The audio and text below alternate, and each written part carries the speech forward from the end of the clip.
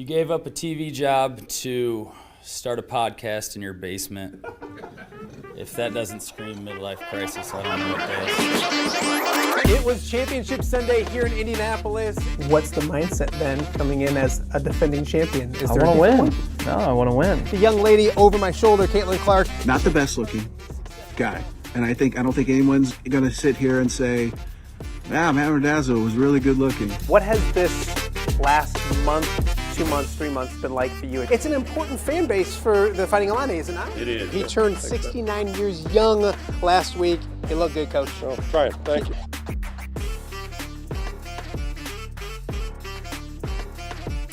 Welcome to Off the Air with Matt Randazzo here on a Tuesday in the Quad Cities. Tuesday, March 31st.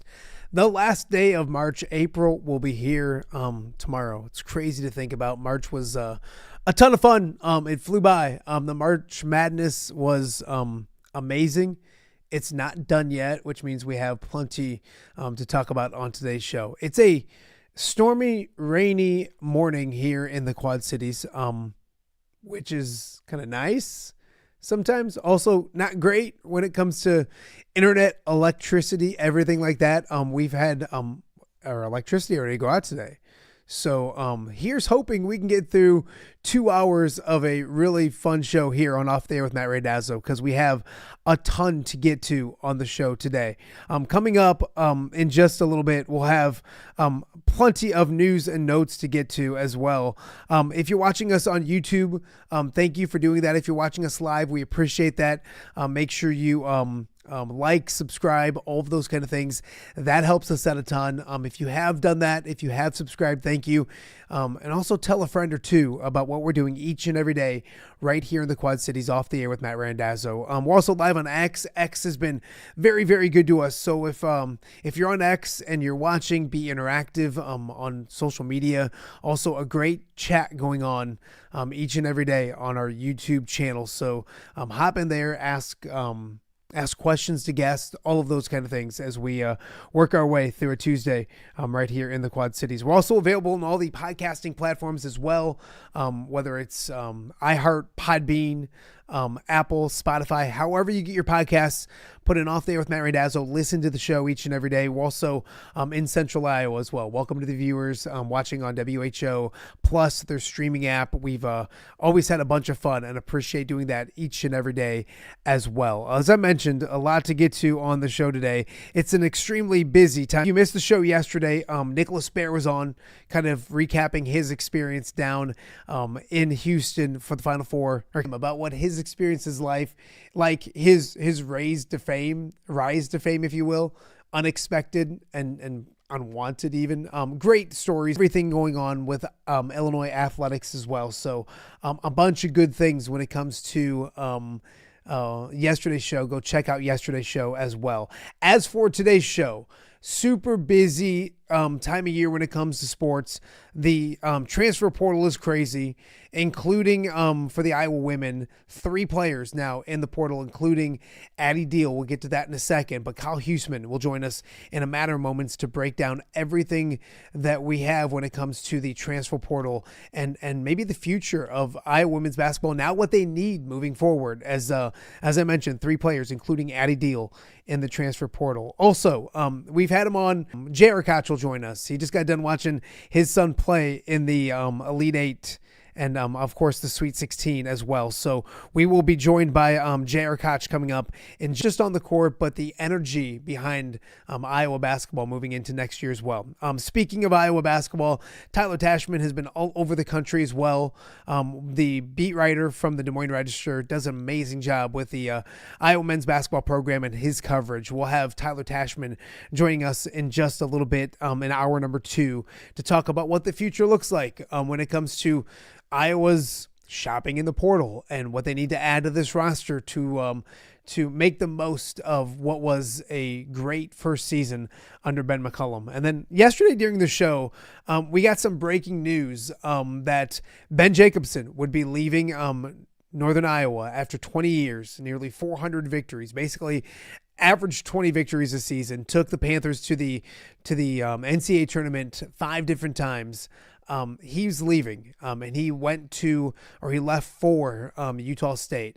Joining us later in hour number 2, a former Northern Iowa standout, former North Scott standout, playing professional basketball over in Belgium as we speak. Tytan Anderson will join us to talk about the legacy that Ben Jacobsen leaves behind at UNI, an amazing program. And I thought it was cool yesterday. He obviously leaving. He holds a press conference with the local media in Cedar Falls, a place he's been for 20 years, and talked about the decision and the difficulty of the decision and all of those kind of things. So really fun to catch up with Tytan Anderson. We'll do that in hour number 2 of the show. So a ton to get to. Watching my technology as we go. I don't think it's going to be a smooth sailing show because of the storms going through the Quad Cities right now, but hopefully you're hanging with us, and hopefully we get through up on Saturday. It is Illinois taking on UConn. The Illini currently a 2.5-point favorite in Saturday's game. It's a 5:09 tip-off, in Indianapolis. Obviously, everyone for a while expecting Duke, especially the way it was going on Sunday afternoon. UConn with the amazing comeback. Arizona, a great Final Four coming up on Saturday. We mentioned the transfer portal. There's also recruiting going on. Mr. Basketball in the state of Iowa was Jay as we speak, I believe. So we'll keep an eye on commitment from Creighton. Out of the portal yesterday afternoon, Addie was a all freshman big team selection, all Big Ten freshman selection, if that makes any sense. She averaged 5 points a game, 15 minutes a game. I think a little bit of a surprise to several that cover Iowa and the beat. So kind of a one of 3 now that are going into the portal, because a little bit later on last night, Callie Levine, former Miss Basketball in the state of Iowa, also going into the portal as well. So several people.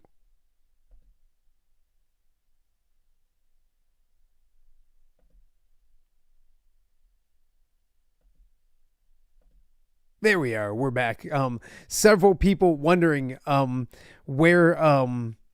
Excuse me. Give me 1 second, guys, as we work our way through some technical difficulty.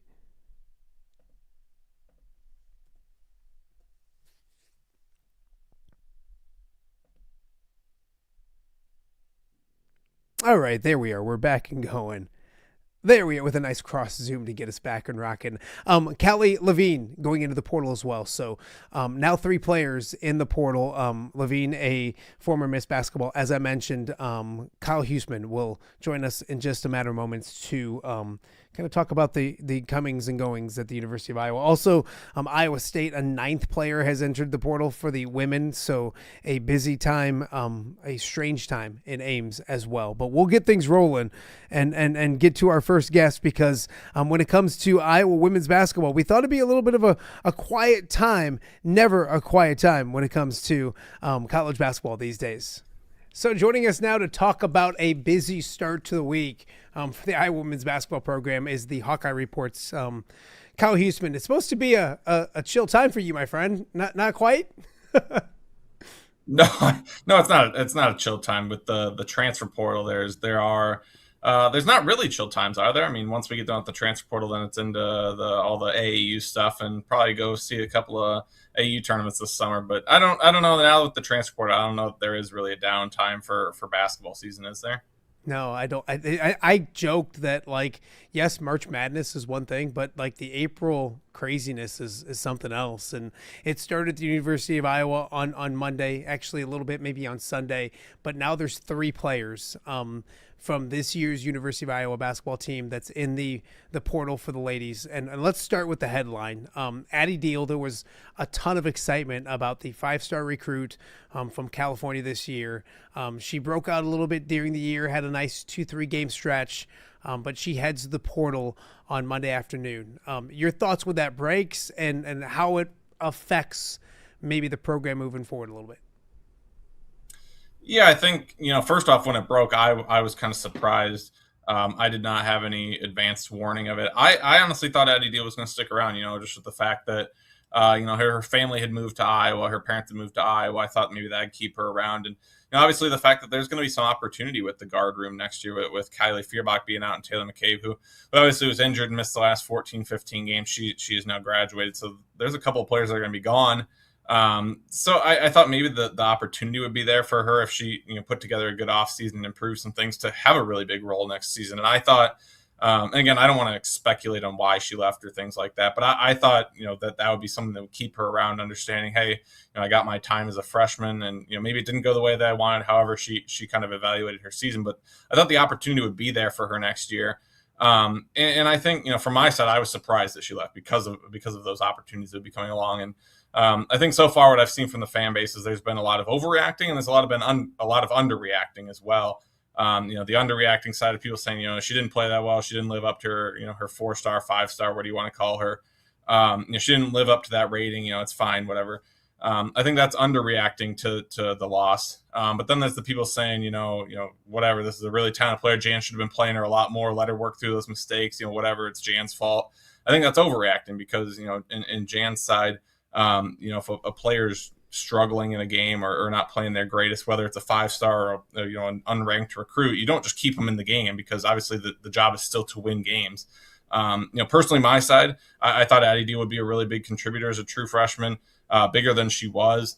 But I thought the coaching staff did a good job of playing her a reasonable amount. She still obviously deserved minutes. We saw what she did against Western Illinois, had 17 in non-conference play, had 18 against Oregon, had obviously the really notable 20-point game against Ohio State. That's kind of when we thought she was getting going. But I thought just played a role off the bench, and I thought that's really all she deserved at that point with kind of the production that she put out. But again, I thought there was obviously opportunity down the road in those games, especially against Oregon and Ohio State. You saw the flashes of why she was a 4-star, why she was a 5-star by some sites. And I think, wherever she goes, as long as she continues to develop and goes to work hard on some of the things that she has to get better at, I think she's going to be a good player somewhere. So I think this is a reasonable loss for Iowa. You look at the guard room for next year. That's a big loss to have out of there because, as I already mentioned, you're already losing Taylor McCabe, you're already losing Kylie Feuerbach. Now to take Addie Deal out of there, there's some holes now in that guard room. So I don't think it's a tiny loss like some people are saying. I don't think it's a massive program changing loss like some other people are saying, but I do think it is a notable loss. The news kept coming on Monday evening with a former Miss Basketball in the state of Iowa hitting in the transfer portal as well. Talk about Callie, her decision. Obviously, it broke on Monday night. Your thoughts? Didn't play a prominent role this past season as well, but numbers wise, and another player leaving the program for next season. Yeah, and I think, a lot of people thought she might stick around just from being up the road at Solon, that hometown player that maybe is just kind of happy to be a Hawkeye. And I think there is part of that with Callie. I think she was happy to just be playing for the Iowa Hawkeyes, be on the roster. Obviously, I assume she grew up, and I know she grew up, dreaming of being on the Iowa Hawkeye women's basketball team. But I don't think you can blame her for saying, okay, I've done my time. I've been in the Iowa uniform. I've lived out my dream, whether I played or not. And now she wants to go play somewhere. And I think that's perfectly reasonable to want to go actually play on the court somewhere and have a role somewhere. But as you mentioned, obviously there is, there is a numbers situation with the roster. And she even came into a couple of games, in the later part of the season where she might only come in for 3 or 5 minutes in a game, but maybe they needed her there just because with the Taylor McCabe injury, maybe, foul trouble or something like that, she had to come in for a few minutes. And it didn't actually happen as the season played out. But, they were another Kylie Feuerbach tweaked ankle or another, chit chat cramps up a lot in the game and can't play away from Kelly Levine being in the game and playing notable minutes. So I don't think that doesn't mean anything for her transfer, but what that means is that you still need to fill that spot on the roster because there is a possibility that once you start digging that far into your roster, that deep into your bench, all it takes is an injury or two before those players are playing. So obviously it's somewhere that the coaching staff is going to have to go fill out. I mean, you add in the Kenise Johnson, her decision to transfer as well. I was down to 8 players on the roster for next season. So there's a number of people that are going to have to be picked up in the portal, whether that's immediate contributor could potentially start or depth pieces like a player that can maybe comes in for 3 to 5 minutes at a time in a random game here and there, or someone that does sit on the bench for the majority of the time. But I think at times people kind of look at a Kelly Levine transfer as like, okay, well, she didn't really play, so it's not that big of a deal. But as I said, Kelly Levine came in for stretches, 3 to 5 minutes, brought some energy on the defensive end, whatever. But again, all it would have taken was Kylie Feuerbach tweaks her ankle or chit chat, cramps up to the point where she can't play in a game, and Taylor Stremlo's got to take over at point guard. All of a sudden, Kelly Levine would have had to play. So even though she might have sat on the bench for the majority of games and not played in some games, they got to the point where they were one injury away from her playing, and you have to fill those positions on the roster now. And when you look at it, the portal hasn't opened yet. But when the portal does open, they're going to be sitting there with 8 players on the roster, and they're going to have to go into the portal and find some players that can fill out this roster. It's funny because I've been saying it several times on the show already today. Life comes at you fast, and it seems like we had you last week, and you were like, "Yeah, we got to go to the portal," or "I always got to go to the portal," but it's a different beast because you got to find people who want to come and maybe compete for a starting job or play a prominent role off the bench. Is it safe to say that most likely there's going to be a transfer addition that's probably going to start at the University of Iowa next year? I mean, they have a shooting guard position that I don't know if there's a starter there yet. You're the expert, not me. And now they have a starting role, probably a starting spot to go fill. I would say as of right now, yes. There's still obviously a couple things to figure out. Obviously, the Emily Rodriguez situation is kind of, as of this moment, still kind of sitting there. One is, what's going to happen there. I guess, if Emily Rodriguez wanted to stay, if the coaching staff wants her to stay, whatever that situation may be, if she wanted to stay, you could feasibly run out a lineup of Chit Chat, Taylor Stremlow at the 2 and Emily Rodriguez at the 3. But I would say right now, you could definitely pitch to a player in the portal, a guard in the portal that you could start at Iowa day one. And I think, in some ways that's very helpful because as we've talked about before, there's not a lot of players in the portal. I shouldn't say there's not a lot. There's not a lot of productive, proven players in the portal that want to listen to, you might start, you might come off the bench, whatever. So I think having that ability to go pitch to a potentially proven player that, and I'm going to come out and say they need 3-point shooting. They absolutely need 3-point shooting. They lose Kylie Feuerbach, who I know people say, she didn't do much offensively. She still made 33s last season. Taylor McCabe made 49 threes. She was on track to make 80 or 85. Yeah. So you put that over the course of the season, 83s, 30 from Kylie Feuerbach, and another 20 from Addie Deal. That is a lot of 3-point shooting that they have to fill in. So I think they have to go try to find a high-level 3-point shooter. Some have already entered the portal. I've wrote a little bit about who they might go after. There's still going to be more to enter the portal. There's still a couple of teams that are finishing up in the NCAA tournament. There's still some teams in the WBIT, the WNIT. Once the portal opens, more players are going to enter. So there's going to be some options, but they certainly have to go after 3-point shooting. I think you're right that certainly they could pitch to the right player. Maybe if it is a proven 3-point shooter that made 60, 70 threes at their last school. Say, hey, yeah, we want you to come in and start because we need you to start. But I think with the loss of Addie Deal and the loss of Callie Levine, and obviously, as I've mentioned already, Taylor and Kylie, they're going to have to pick up 2 or 3 guards. And one of them might start, one of them might prominently come off the bench, and another one might be in there just to provide some depth in the situation that you do have a couple of injuries.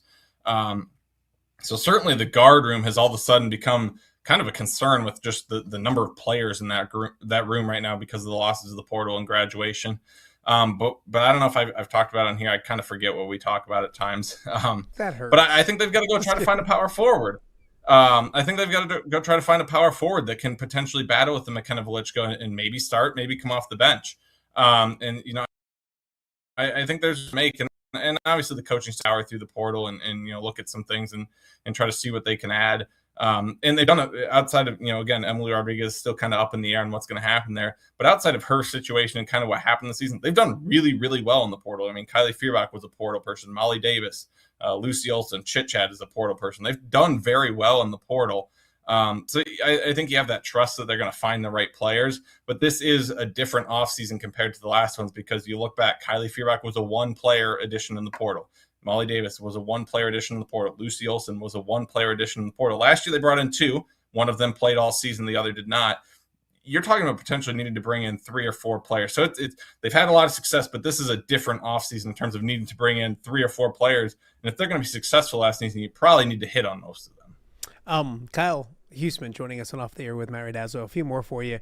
How aggressive do you see Iowa now having to be? You mentioned they were semi-aggressive last year, but they were looking for and I'm going to forget. I'm blanking the young lady from Arizona that just started up at Iowa State, Williams. Yes, Jada Williams. Jada Williams. They came in last year. They efforted for her. I mean, do they hit the ground running on April 7th and ready to rock? How aggressive? I mean, I know the fan base wants them to be that, but how aggressive will Iowa be come April 7th when it comes to finding the players, identifying the players, and getting them on campus, et cetera, et cetera, et cetera? I think they're going to have to be. I guess it depends on what you mean by aggressive. I think they were aggressive last season in terms of they brought in several players. They went after several players. I mean, they went after the Arnasello girl from UCLA who went to North Carolina. They briefly took a shot at the Avery Howell, who ended up going to Washington from USC. They brought in Jada Williams for a visit, and then they brought in Chit Chat, and that worked out. And then obviously Rodriguez as well. So they had a number of targets that they kind of went after in the portal, and some were more public than others, and obviously some were a little bit bigger than others. But I think they have to be really aggressive just because of the number of spots they have to fill. And I think you have to be really aggressive with the 3-point shooting just because, you talk about there are a lot of high-level 3-point shooters in women's college basketball, but there aren't many that enter the portal. A lot of them graduate because they're seniors and whatever. But, kind of going through there, the other day when I was doing it, there's not a ton of 3-point shooters that really stand up like, oh, like that person made a lot of threes at this school and now they're in the portal. There's some that do it. Maybe aren't as high of a level. Maybe they had to shoot a lot of threes for their respective team or whatever. I think Iowa has to be really aggressive with adding the 3-point shooting because I really do think that is a big need. So if they identify 2 or 3 players they really want to try to get, they got to go after them because there's not many that I would call pure 3-point shooters. And I know people kind of get caught up on I don't want another Taylor McCabe because she doesn't shoot twos. There's a difference between, Taylor McCabe was kind of on the far end of 3-point shooting in terms of not really doing a lot from 2-point range. And I still thought she was a good defender, a solid defender, and really did well in her role when she was healthy. But there's some other players. The one that has kind of stood out to me that I think they should go after is Ellie Brueggemann from Lindenwood. Was tied for 5th in the country in 3-pointers. She made 96 last season. That's a player that if they can go get her from Lindenwood. Now, she's not going to come into Iowa and make 96 threes in the Big Ten. I don't think that's going to happen. But that's a player that if you add her, the 3-point shooting is all of a sudden fixed. That problem is done because you've already got Chit Chat who made 73s last season as a player where James was still saying we wanted to be more aggressive. Taylor Strumlow didn't even start the entire season and made 43 threes and shot 40%. So if you could bring in someone like a Brueggemann, that fixes the 3-point shooting problem. It feels like they're pretty good in that area. And then whenever if they bring in another guard, that guard doesn't have to be someone that makes 53s, but even if they make 43s in the season, you feel really good about your 3-point shooting. So I think they need to go find a really good 3-point shooter and then another guard that can handle the basketball, maybe play off guard, maybe play some point guard, whatever. I think they have to be really aggressive. And I think it's certainly different when you go into the offseason. Like last year, they needed a point guard. And then they felt like they kind of need someone to fill that Sita Fulter role. When you have fewer needs in the portal, you can kind of sift through and say, okay, what specifically do we want to go find? Do we, is this person over here someone that we really like, whatever. But when you really have to fill a lot of positions, you got to be more aggressive early because the longer you wait and the less people you add, the options start to run out. And this isn't an offseason to me where Iowa can let the options run out and say, okay, there's a couple here that we really like. I think they have to be aggressive right away because there are a number of positions that they need to fill. Kyle, before we let you go, this is college basketball, and if you look to the north in Ames, and it's like 100 people have gotten into the portal since, or whatever is going on with the women's portal, or 9 or whatever. I'm kidding, but you look, it's college basketball. It's every program you look, and here in the Quad Cities, Divine Burridge down at LSU just recently got in the portal, all those kind of things. So it happens a lot. What is Kyle Huesmann's message to Iowa fans if they are, because you've seen them, they're either a panic that the sky is falling, or they're almost dismissive as if it's like Teflon and like we're fine. What would be your educated message to Iowa fans as we get ready for the transfer portal? I know I liken it to NFL football. You never like losing a player to free agency, but if free agency is opening up, like you can go get a free agent as well. So your message to Iowa fans would be what on this morning? Yeah, I mean, it's interesting because, first off, I kind of understand. I shouldn't say I understand some of the fans' comments because Iowa has been a program that has not lost players to the portal. This is not common for them to lose 3 players right out of the gate and potentially have another player too that we're still watching to potentially enter. Like, this is very new territory for Iowa, and everybody talks about the culture at Iowa and things like that. I think it boils down to no team can hide from the portal. It's going to get to you eventually. It took longer for Iowa to get hit than others, and certainly I think Iowa fans wouldn't want to be in the position of Iowa State where they only have 3 players that are set to be on their roster next year. But I think the message to the people that, as you said, there's kind of 2 sides right now. the message to the people that are kind of underselling, saying, "Oh, we'll just go get better players." That's not a guarantee, right? Like Addie Deal's a good basketball player. I think she's going to be a good basketball player later in her career. Iowa lost 2 really good basketball players to graduation with Kylie and Hannah Stolke, or 3 with Taylor McCabe and Kylie and Hannah Stolke. So it's not a guarantee that you just go in the portal and pick up these really good players and all of a sudden be a better team, because guess what? There's a billion other teams in this in the, whether it's the SEC or the Big Ten or the Big 12 or the ACC or mid majors, that they're trying to fill losses too, because everybody's dealing with some losses. So it's not a guarantee. These people that are sitting here saying, "Oh, they'll just go in the portal and get better players." That's not a guarantee. And then the people that are overselling this with "Oh, it's Jan's fault," whatever, they've lost all the momentum of what they lost in the second round, all this, the panic stuff. Let's calm down and let's see what the coaching staff does in the portal. It's kind of just, you got to wait and see. We have to see who comes out as the targets in the portal and who they land. They might go land someone crazy that's not even in the portal yet. We don't know all the people that are going to enter the portal over the next couple of weeks once the portal officially opens. We've got a lot of people that are announcing their intentions, but there's going to be people that are going to enter once the portal is officially open. There might be 2 or 3 players that aren't even in the portal we've never even thought of that could be on Iowa's team next year. And you say, "Oh, wow, they did a great job in the portal." So the side that I'm taking right now is, hey, they've taken some losses to graduation into the portal. They have 8 players on the roster as of right now for next season. The stance I'm taking right now is that Jan Jensen and her staff, they have their work cut out for them. They have to go find some players. They've got to go find a couple of really good players to help this team next season. But what we've seen over the last couple of years with what they've done in the portal, there's nothing as of right now at this second that should say hey, they can't do this. I think they can do it. It's a matter of bringing in the right fit, going and finding those players. But I think it would be underselling to say that they don't have their work cut out for them right now, because they certainly do. And this is going to be a different offseason for them, like I said, because they haven't, the coaching staff, like I said, the fan base isn't used to this, but the coaching staff has not had to deal with an offseason like this where they go, "Hey, we really got to go add 3 or 4 players in the portal to get back to this level that they were at this season." It'll be a interesting April, and that's why we always have Kyle Huesmann on standby in case something happens when it comes to Iowa women's basketball. Of course, go to social media. Kyle's on there. Go to the HawkeyeReport.com. Tom's breaking news left and right on the Hawkeye Report. Kyle is as well, all those kind of things. So I'd say to get some rest and relax, my friend, but there is no such, the look on your face, there is no such thing as that. Go get a soda or something. Relax. They filled 2 positions last year, and how many targets did we talk about in the portal? Yeah. I think with the fact that they're going to try to add potentially 3 or 4 players, I'm going to be and Tom had me writing those articles for the.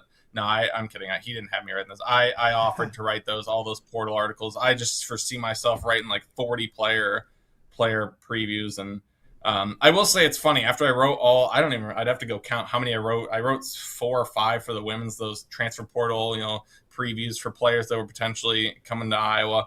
I think I wrote 4 or 5 for women's basketball. I probably wrote double digits for men's basketball.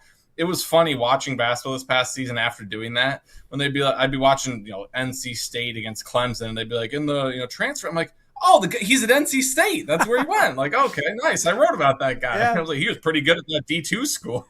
It's wild to watch, and that's the college basketball has been so fun this March, but this is the weird new part that we're still getting used to, and I think the players are, the coaches are, and the media, of course, is as well. Kyle, I appreciate you as always. We'll catch up again soon, my friend.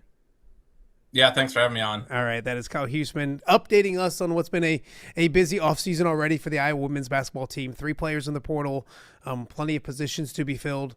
The portal opens up officially April 7th, and I think Kyle said it perfectly. Addie Deal is a good basketball player, and I think the Iowa women, and all of them, I think Iowa would prefer to keep them, obviously. But there's also opportunities to land other players, and it'll be an interesting time of year. Get used to it. It's college basketball in 2026. We got more to get to. You're watching OTA on a very busy Tuesday right here in the Quad Cities. For over 65 years, Lindquist Ford has proudly served the Quad Cities, and they're just getting started. Looking for a new ride?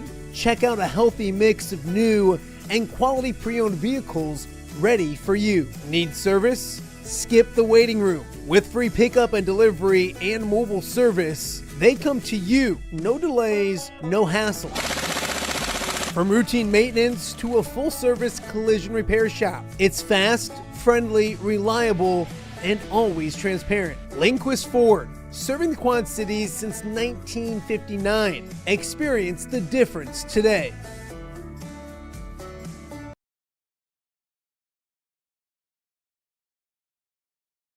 Hey, I'm the Crawford guy. Ooh, do you guys always speak at the same time? Sorry, guys. I'll go first.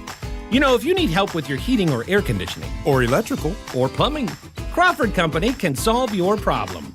But what about your problem? What problem? Do you not hear yourselves? Take it from me, the Crawford lady. And me, the Crawford guy. Crawford is the comfort company.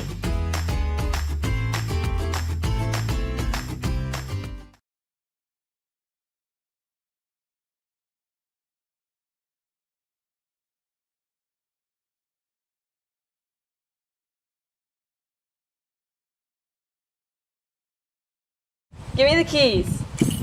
Learning to drive can be stressful for both the student and, yes, the parent as well. Relax. There's an easy way to avoid the stress. Skiles Driving School in East Moline has been helping new drivers hit the road with confidence for over 20 years. Whether you're a teen earning your first license or an adult looking for behind-the-wheel training, we've got you covered. Their certified instructors are patient, experienced, and use modern vehicles equipped for safety and comfort. From classroom instruction to real-world driving, we make learning safe, affordable, and even fun. Call 309-278-0098 or visit skylesdriving.com. Skiles Driving School. Get in, buckle up, drive your future forward. Welcome back to Off Day with Matt Randazzo here on a crazy, weird weather Tuesday in the Quad Cities. During the last interview, there was a lightning strike in my house. Like, everything's good, but things are really crazy. In fact, the microphone back working again, which is a good thing. So yeah, be safe out there. A weird weather morning in the Quad Cities, but we got you covered right here on OTA. Great catching up with Kyle Huesmann when it comes to the Iowa women's basketball program. It'll be an interesting offseason. I think Kyle put it best. The transfer portal, you can't run from no program can run from it. So it's going to happen. It happens everywhere. Everywhere there's a program, there's people that aren't playing a lot or maybe don't feel they're playing enough that are going to look for new opportunities and all those kind of things as well. The men's basketball program, coming off an Elite Eight, such a fun run it was for the Iowa Hawkeyes in Ben McCollum's first year in Iowa City. And the development of the team, I think, is something that everyone enjoyed seeing. And also one thing everybody loved was the end of the drought. The Sweet 16 drought is over. That 1999 team has a tie to this year's team. JR Koch, of course, on the 99 team, his son Cooper Koch on this team, and playing his best basketball of the season towards the end of the year. So we figured we catch up with a familiar face on what it was like to be out there and enjoying this March Madness run. And joining me now back at home, which is probably not where you'd be here anyways this week, but JR Koch joining us on Off Day with Matt Randazzo. A crazy, wild ride. What's it been like, my friend, over the last, 5 days since the last time we talked? Since the last time we talked, it's been a crazy fun ride. It's been special beyond belief, memories. You can't say special enough. Like, I just keep saying that, but just some of the moments that will last forever. It's special because it puts, kind of Iowa back on. It's got us where we're trending, where we want to be. It helps with so many other things. It brought the connection from the fan base. It brought the connection from former players, and it was just super special. And all those things. We talked after the Sweet 16, and obviously you were on the last Sweet 16 team, and now Coop's on this one, and then he's got to one up you. and he's got to go to the Elite Eight. And you're okay with that. I'm sure you're completely fine with that. We'll start with that and Nebraska. And it's a team you knew. It's a familiar face with Price being over there. And it was a battle. It was, you fall behind early, all the emotions and everything you can possibly imagine. What did that game mean? Not just getting to that Elite Eight, first time since '87, but the fact that the way it happened and the way it went down, what was that? What did that mean to you, Cooper, and everybody last Thursday night? What did it mean? Gosh, it was a matchup that, I don't think we really looked that far ahead. But all of a sudden it was looking us in the face, and it was like, all right, this is a matchup that we can win. We know we can win. We beat them earlier this year. So I think we felt comfortable that way. We matched up fairly well, but to get it done and then kind of in the fashion that we did it, it was just completely special. It was, kind of this bitter rival, this foe that, we kind of keep, stomping down and kind of beating them. And I'm sure that, I watched some of the radio shows and things like that. They didn't want to play us. They did, but they were not, because of the potential outcome, they were not looking forward to it. So it was very gratifying to beat them. They weren't really on my radar with a rival when I played, but it's been fun, taking this all in, since, football years, but now with the basketball side. So it's just special.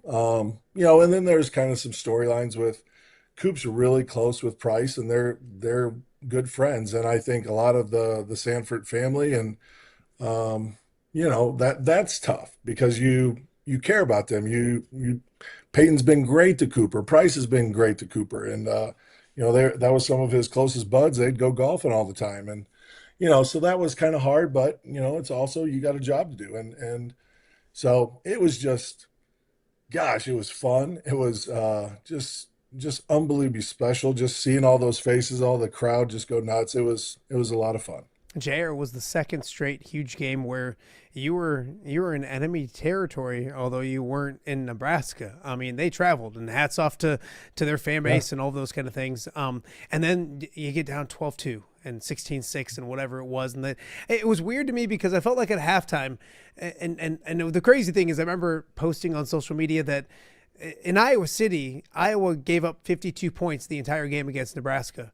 And they had 46 in the second half, and I'm like, this isn't going to last. I mean, there's a leveling out, a law of averages, if you will. But I felt when there was down 3 at the half, you had to feel like you were in a good spot. Can you take me as a dad, but also a former player and guy who knows a little bit about basketball himself? How'd you feel at halftime? Because I felt like you took their best punch and you didn't play great, and yet you were still right there in the game. Yeah, no, I think you're spot on. I think, they do a great job of when they get an offensive board, kicking it out and finding Price. I mean, there was some just split seconds where we lost him, where you went for the board, and then next thing you know, a shot's going up, and it was just too late. So they got off to this great start, and then we kind of battled back to that 3-point. Tate hit that big shot right before half, and you could see them walking off the court at halftime. Their heads were down. Our heads were up. We were feeling kind of, all right, we've kind of taken this hit, and we're right there. So you knew some good stuff was happening. I think I actually told my son and my wife, I'm like, the water's going to find its level. This second half, the water's going to find its level, just, to your point. And, we did. We just kind of kept on grinding. You'll see most of the time we're going to come out of halftime and our defensive intensity is going to be a little bit better, and some details of what we're trying to do offensively and defensively are going to be a little bit more sharp and focused. And we came out and we just kind of kept on plugging away, and it took us till 2 minutes to go in the game, but we got it done. It was 25 points, I think they gave up after giving up 46. So a good defensive effort in the second half. When you look at this, I don't want to poke too much fun at them, but it's Nebraska. Have you played basketball 5-on-4? Is that something that you went, it was sixth grade, fifth grade, third grade? Yeah. When did you, I guess instead of getting you in trouble, because I don't want to get you in trouble. Yeah, don't get me in trouble. When did you realize it? Did you realize it? Like I was talking to some media there, Tom Kakert and others, that it was in the Ben McCollum press conference that they realized that there was 4. I mean, at home, and who was it? Probably Stan Van Gundy was right away like, wait a minute, they had 4 guys. When did you realize what just happened? Well, as soon as they all walk out and you kind of see Al's back there. Nobody's real close. And then Coop's got one on him. And then I saw Kale start to kind of do this long pass. And then I'm kind of looking at the numbers, and it wasn't until after the basket was made that I realized that they only had 4 on the floor. Them too. Yeah, exactly. And it was, I don't know how that happens. That's, they called the timeout. They set their defense. I don't know how that happens. But, somebody made a mistake, and, I don't think that was the deciding factor in that game. After that play, after Al got the and one, then it was, they were done after that. But up until that point, I that after we got up 6 and we kind of had that, and, Frager hit a 3, I believe. And then we had the inbound. I still felt like we were in control, because we got Bennett, we got, smart guys on the floor, good free throw shooters. They're going to foul us. We're going to play good D. But that was kind of a gift. And, when you get to the Sweet 16, you'll take those gifts any way you can get them. There's been enough unfriendly bounces going Iowa basketball's way over the years, so I think you can take some fortune as well. JR Cooper keeps making big shots. He's becoming big shot Cooper, especially in that Nebraska game. How fun is that? And what's that like for you? I mean, and I don't know. I mean, I know Cooper a little bit. He's a great young man, but like he's a fan favorite in the Randazzo household, and it's fun for us. But take me into your shoes when, not just watching him in general, but like when he makes some of those shots, and we talked to Uncle Kent about it. He gets a little fired up. Both him and Jess were laughing about it a little bit. What's that like for you? It's fun. It's so fun. I've rebounded, and I know his game. I feel very well. So once he sees one kind of go through, his confidence, he's going to start to look for it a little bit more. And it's kind of fun, because you're like, all right, let's get open. As soon as he gets one off and a clean look, it's you kind of have that hope, you're anticipating this sucker going down, and it's awesome. It's so fun. It's a thrill when you see those go down, and you're seeing the joy that he has, and then his teammates, and and it's just special. It's special. Did you guys get to enjoy the victory over Nebraska? Because it was so, I don't think anybody did. I wish it was a week between games so that you could enjoy it for a few days and then refocus. How was that turn, not just for the guys? And I think the guys, I talked to some media members in the locker room you could tell like they were already turning the page and getting ready to go for what was next. What was it like for you guys, for family? Did you get to talk to Coop a little bit, or was it on to the next game because it was quick and Illinois was coming. And of course it had to be Illinois. If it wasn't any bigger, It had to be Illinois for you guys in Peoria. What was the time between? Did it feel like it snapped and it was already there? It was incredibly fast. We probably enjoyed it more than Coop did. He's ready to roll. He's back into kind of game mode as soon as that was over. Probably the rest of that evening they enjoyed it, but I don't even know if that much. Yeah, we went back to the hotel. We kind of celebrated with a bunch of folks, bunch of Iowa fans, but it was, you knew what was coming. And so then your mind starts to go to that, and you're talking about matchups and this and that. And, but Coop's great. Like, he literally will come have breakfast with us each morning. He'll come by our room in between games before he jumps on the bus. He's just he's so chill about it all. And but the last game, the Illinois game, I could tell he was a little bit more, I don't know, just not tight, but just kind of stressed. Like he knew the moment, and he wanted to perform. It was. I want to talk about. We're going to talk about the Illinois game just for a little bit, just for a second, because there's much more. But 8 minutes away, JR, 8 minutes away from the Final Four. Like, I mean, I think that's the one thing I keep taking out of it when I talk to Iowa fans is that it didn't happen right now. But if I would have told you a year ago, we did that year thing last time I talked to you, that you were 8 minutes away. I mean, they led with 8 minutes to go. What does that mean moving forward, I guess? When it comes to that and knowing and seeing that this thing is on the right track, what does that mean moving forward? It wasn't the result you wanted, but you can take some good out of that game as well, can't you? For sure.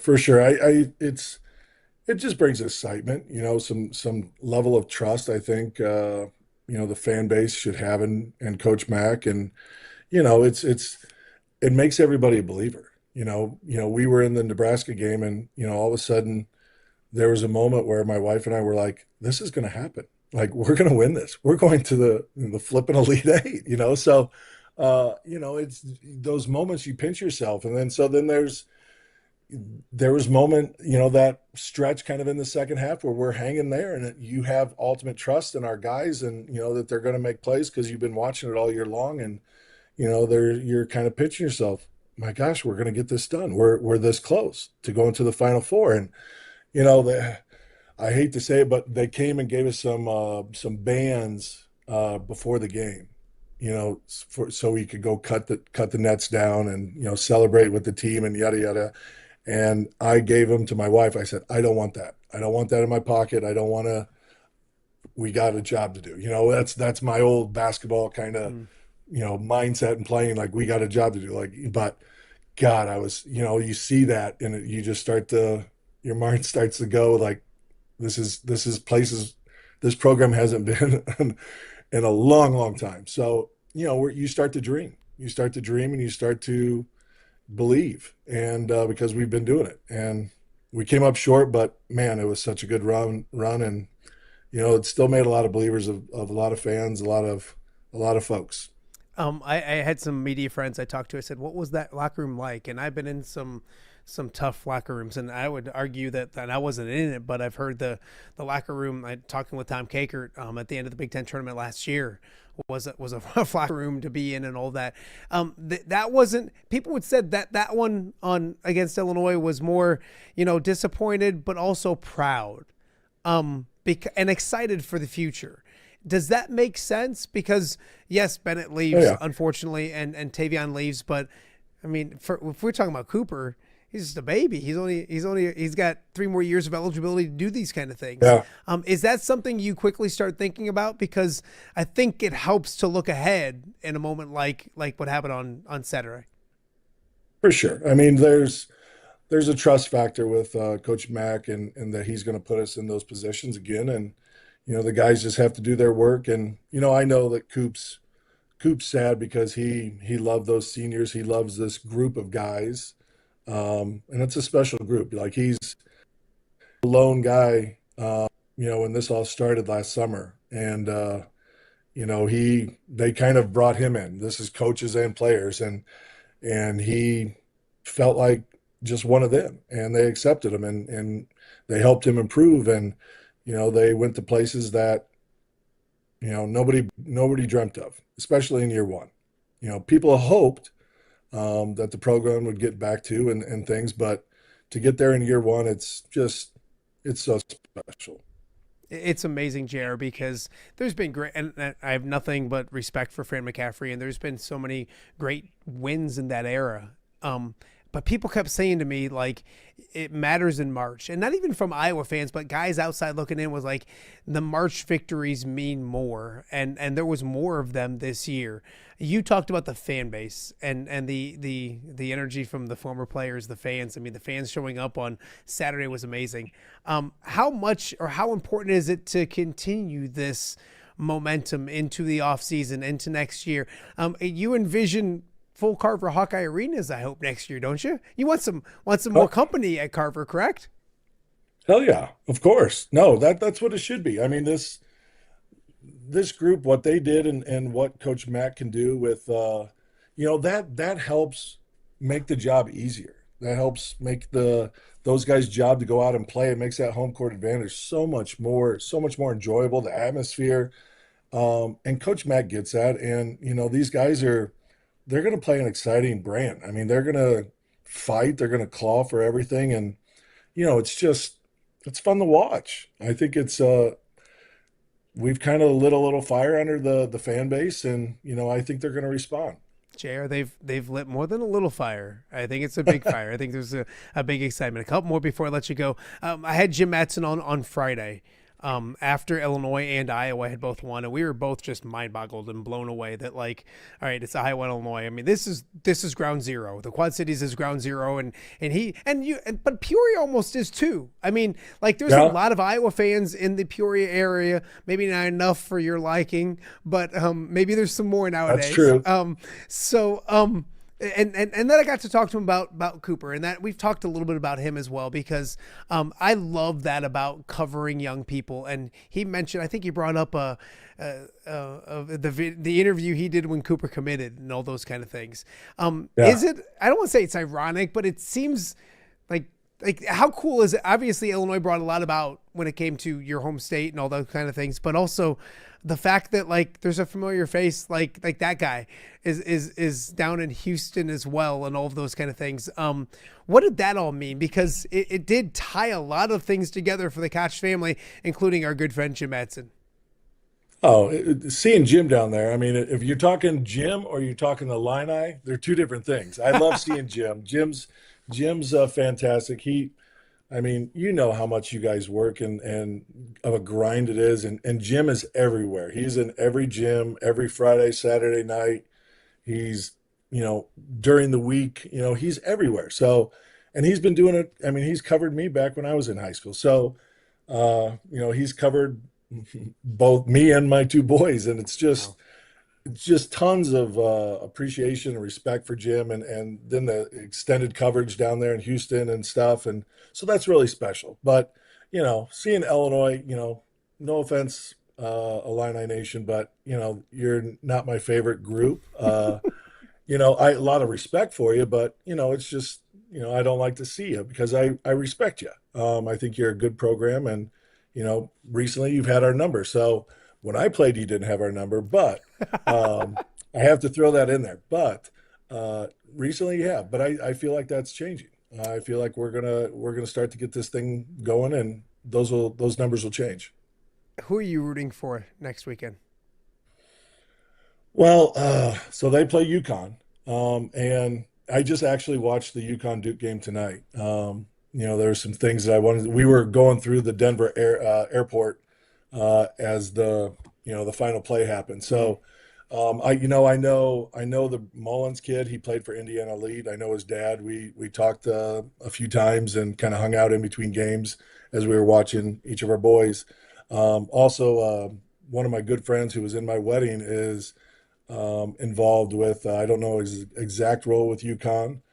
Jason Biedekofer. He was a manager at Iowa when I was there, and but he's very close to Jason Smith and Kent and Jess, and we call him Uncle Beatty. And so, he was actually on the court chest bumping Hurley, after the game. So to be honest, I'll probably be rooting for UConn. I'm not a big UConn fan, but for those guys and for because who they're playing, that's who my allegiance is going to be with. Who wins the whole thing? And they'll let you go. Is Michigan just the best team in the country? You know what? So I think it's going to be UConn and Michigan. I do think that, but I think it's going to come full circle. Tavarius Reed, the big man for UConn, if he gets in foul trouble, which I think the Michigan bigs will put enough pressure on him. He's their only true big, and when he gets in foul trouble, I think they're at a major disadvantage. And that's where the size of Michigan comes in, and I think they just kind of control the game. And I think they end up winning by probably 10 points. Michigan wins this year. Iowa wins next year. Deal? Does that sound good? Oh, yeah, it sounds awesome. Let's do that. Let's make that happen. I've appreciated this. I've enjoyed the heck out of it. Wait, I joked that my kids are like, it's not Cooper? Cooper's not coming. No. Sometimes the old guys are okay too. But we're gonna effort to get Cooper on. I think they'll give those boys a little bit of break from the media, and I don't blame them one bit. But I've appreciated this. You guys, this has been fun for me because I mean I'm hanging out with Jess Settles and Kent McCausland and JR Koch, and I'm not too much younger than you guys, but this is the crew that I watched growing up when I was in high school and a little long guys. So it's been fun. I appreciate it so much. Best of luck. Be good with the family. I'm going to bug you about that golf outing I got coming up in June, and we'll catch up again real soon.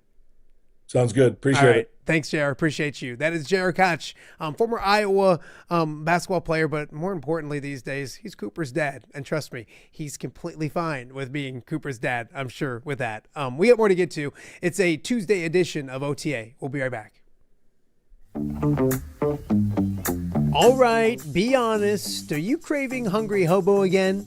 You know, that fresh sliced meat piled high on those amazing sandwiches, hot off the grill chicken and steak with all those delicious toppings, the biggest and best selection of baked potatoes, or simply some waffle fries dipped in cheese. Well, now that Quad City favorite is even easier to get. Download the Hungry Hobo app today. Order ahead, skip the line, and earn rewards all at the same time. There's Double Points Monday and exclusive specials as well. With 12 locations in the Quad City area, it's Hungry Hobo. Now even easier to find, but still hard to resist. Rafferty Funeral Home, dedicated to serving families in the Quad Cities since 2007. Hi, welcome. Here, come on in. An experienced staff plans each service to reflect the unique life and legacy of your loved one. Rafferty Funeral Home is proud to serve our community with dignity, respect, and compassion, helping you to celebrate your traditions and lasting memories no matter your faith, culture, or budget. Rafferty Funeral Home in Moline. Call today to discuss prearrangements.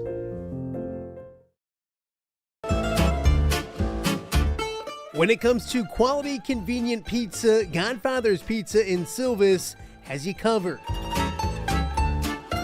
Featuring a beautiful dine-in area, delivery, and a carry-out window. Godfather's Pizza is that pizza you grew up with, not a convenience store. You see, at Godfather's Pizza, the dough is made fresh daily. That mozzarella cheese is shredded fresh and never frozen. And those toppings are abundantly piled high each and every time. Locally owned and operated since 2010, Godfather's is a huge supporter of local athletes right here in the Quad Cities. So come on by and check them out at 1211 Avenue of the Cities in Silvis. Order online at godfathers.com and reunite with that same delicious pizza you grew up with.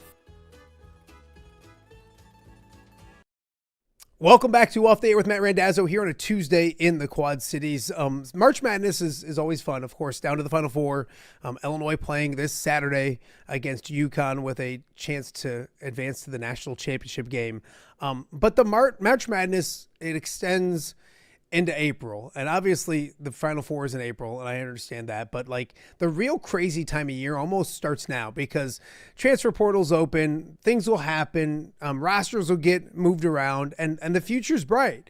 The future's bright, obviously, in Champaign and what Illinois is doing right now, and the future's bright in Iowa City because they just got done with their first Elite Eight run since 1987. I was only 8 years old back in 1987.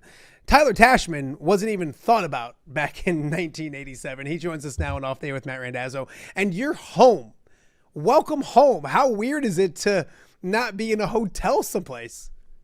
It's nice. It's weird, like being in the evening and like not feeling like I have like somewhere to really go to. We have football availability on Tuesday, but like, I don't know, just feeling like you're kind of a little bit more settled down. I don't think it's fully hit me yet because I just got back late on Sunday night, but now it'll probably take a few days, but it's nice just to be off the road for a little bit.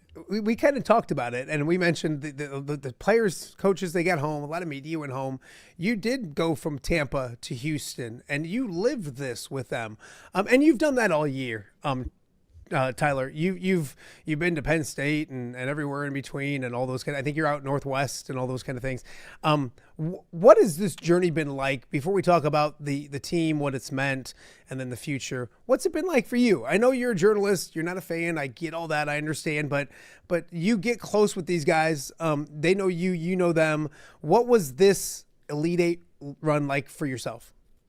The fun part about covering the run in the tournament was that like I've kind of been there along the whole way since the beginning of the Ben McCollum era, and even the 2 seasons prior on the beat where it wasn't the best storylines to cover necessarily, and the best teams, but like the fact that I was at Penn State, at Maryland, when you were at like some of those lows, it makes like being able to cover the run like so much more rewarding. And it's like I think when you come in and you're like, that's why I like being a beat reporter, is because if you're like a national guy, you go in and cover a Sweet 16, like it's cool, but I don't feel like you have the same like type of connection as you do as if you're like a beat reporter and you kind of have like relationships on the beat and you've been there along the way. So that's what makes it rewarding for me, is just like I feel like I've kind of been along the ride, and then you kind of get rewarded for it by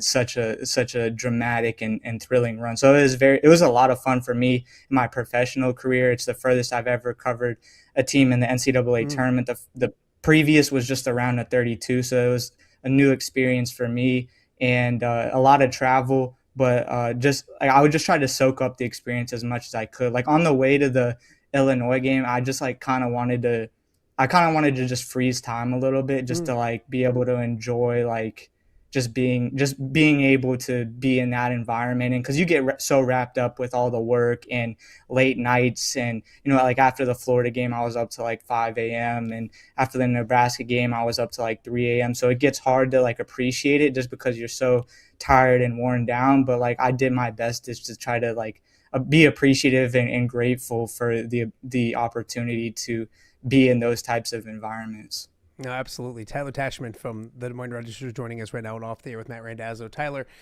they always say life comes at you fast. How fast did this come at us? You've been on here a lot, and we've talked about, like, we even had a conversation probably saying, man, they gotta figure out a way to get one down the stretch, or to make sure they're in the tournament. They don't want to lose to Maryland in the first round. Like, we had those conversations, and life comes at you fast. Was there a point or a moment where you're like, oh wait, this is different, this is something that might be historic, which I know it's not the best Iowa's ever done, but historically speaking, it's pretty darn good. When did you kind of realize this is coming quick and it's pretty good? It's not going to be like a great aha moment, but literally when Al hit the shot, because the thing was, Iowa had been in so many games like that, like earlier in the season, where they had lost against Iowa State and Purdue and, even Illinois at home. Michigan. They played pretty close. And Michigan and Nebraska on the road. So that game very much felt to me like, oh, this is just going to kind of be a fitting end to a season where Iowa was close, but they just didn't have what it took to quite take down some of those really, really good teams. So it literally went down to like when Al made the shot in. Ben McCollum kind of had a similar thing where like he said after that game, like it was almost like a little bit of disbelief of like, oh, that just happened, because they had been so close so many times. But that was part of the dynamic of entering the tournament, is like Iowa came into the NCAA tournament losing. They were 3-7 entering the NCAA tournament, had lost 7 of their last 10, didn't feel like they were necessarily peaking at the right time. But the thing that did give you optimism was that they had shown they could play with some of these really good teams. They just hadn't been able to finish. And what you saw against Florida and against Nebraska in back-to-back games, something they hadn't done the entirety of the season, was them being able to make those winning plays late against really good teams, whether that be the shot against Florida or Iowa's ability to shut the door against Nebraska late with Bennett Sturts hitting a big 3, Tate Sage hitting a big 3, and Fulgaris with some timely buckets as well. But really it didn't come. Iowa waited till literally the last seconds of their season to show growth from earlier in the season. So that's when the aha moment kind of came for me, is like literally when Al hit the shot because they kind of waited to the final seconds to show that growth. It's fun because there are moments, and that's obviously a big one. And I don't want to go through every game, and everybody has lived it and all that kind of stuff. We're going to look more future here in a second because I think it's fascinating. But you look at I mean, that's the aha moment. Is there a moment that, like, is that still the moment? Is it the buzzer going off against Florida? Is it Nebraska and the dunk by Al because they had 4 guys on the field or the court, excuse me, or Bennett? So go ahead 3. That's the cool part, I think, about this journey is there's so many big moments. What's your favorite moment? It could be Al again, but what's your favorite moment when it came to this run to the Elite Eight? Yeah, that was definitely the most thrilling one. I think to me, the as like a beat reporter, the most fun was being in the locker room after the Florida game, just because it was like so much jubilation. Like there was shock, there was excitement, there was thrill, and because like we were literally in there like minutes after the game was over, so it was all still like super fresh. And this is obviously a national story where the reigning national champions get taken down. So I think it wasn't necessarily Al's shot, but just like being in the locker room after the game, because it was interesting after the Nebraska game, the locker room, it was much more mellow than the Florida game. Like it almost felt it felt more expected, the Nebraska game, because maybe it was because Iowa had already beaten them. It wasn't as big of a shock nationally as the win over Florida was.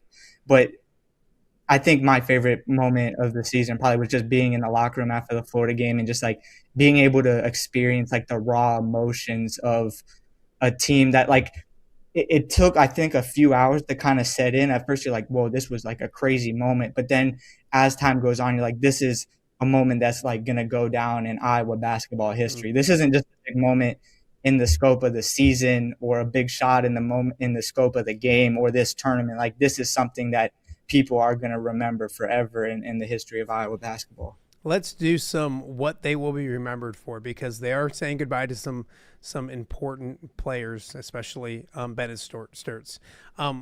In 20 years, when you're talking to 20, let's go 35 years. Let's go 30 years. You're talking to your grandkids. I don't want to 60 years, yeah. 70 years. Take it easy. How old am I going to live here? Yeah. Anyways, let's say you're talking 30 years from now, and somebody says, "Hey, that 2026 Iowa basketball postseason, like what will that team be remembered for?" If Iowa uses this as a launching pad and Ben McCollum, the trajectory continues going up on the program, this Iowa basketball team is going to be remembered for bringing the program back, because they were the ones I feel like have totally re-energized and reinvigorated a fan base that badly needed it. And you think about where this program was at the end of last season. There was basically, so Iowa's season now in the your Illinois fan listeners will enjoy this, but Iowa's season has been ended for 2 years in a row. It's ended to Illinois. It ended in the Big Ten tournament last year, and that ended up being Fran McCaffery's last game, and then it ended in the Elite Eight to Illinois this year. But the opponent was almost the only thing similar to the feeling after the game, because after Iowa lost in the Big Ten tournament to Illinois, there wasn't much optimism about the future of the program. It felt bleak. Really, the only beacon of hope was that there would be a change in leadership and that there would be a new staff coming in. And then fast forward to Iowa's loss to Illinois in the tournament this season, it's a totally different feeling. It's a feeling of optimism. You have one of the young, bright minds, one of the young, bright coaches in college basketball. You've had this season that's reinvigorated a fan base. There's excitement for the future. So it's just, I feel like if Ben McCollum takes this to great heights, then this is going to be the team that kind of brought it back and brought the fan base back interested and invigorated in the program. Tyler Tashman joining us on Off Day with Matt Randazzo. Bennett Sturtz will be remembered for what in his one season at the University of Iowa? Yeah, as being one of the faces of the rise, being because I think nationally, there's two guys that have really been the poster children of this season for Iowa. One of them, Ben McCollum, the other one, Bennett Sturts. And it's someone that you can use as momentum for the future, because he's someone who, this is a story that like almost can't write itself. I mean, he started at the Division II level, had no Division I offers, goes to mid-major Drake, is the Missouri Valley Conference Player of the Year, then goes to Iowa, all Big Ten performer. He's projected to be a first-round pick in the draft. Like, what a story that is for Ben McCollum to use on the recruiting trail. Like, look at this guy that I got that no one at the Division level level wanted, and now he's going to be playing in the NBAs. And so that gives Iowa feel for the future, to be able to show a tangible example of, hey, this is someone, our process works, and this is where you can go. Now imagine if you get 4 and 5 star guys that are highly sought after. That's why I think Trey Thompson is such a fascinating piece moving forward for Iowa, because he's a dude that was highly sought